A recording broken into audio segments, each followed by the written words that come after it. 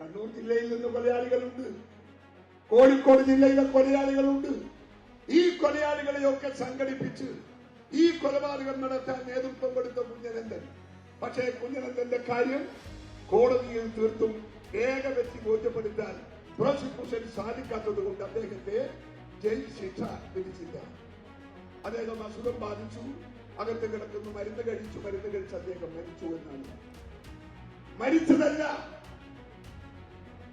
മരിച്ചതല്ല. കുഞ്ഞനന്ദൻ തെറ്റിയപ്പോൾ വെട്ടിത്തുറന്ന് പറയേണ്ടി വരും ഞാൻ എന്നൊരു വാക്ക് ഒരു പാർട്ടി കമ്മിറ്റി മീറ്റിംഗിൽ പറഞ്ഞത്.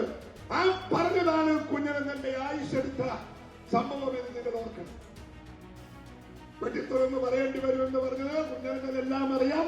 ആര് പറഞ്ഞിട്ടാണ് കൊലപാതകം, ആരൊക്കെയാണ് കൊലപാതകികൾ. കണ്ണൂരിൽ നിന്നുള്ള കൊലയാളികളുണ്ട്, കോഴിക്കോട് നിന്നുള്ള കൊലയാളികളുണ്ട്. ഈ കൊലയാളികളൊക്കെ സംയുക്തമായി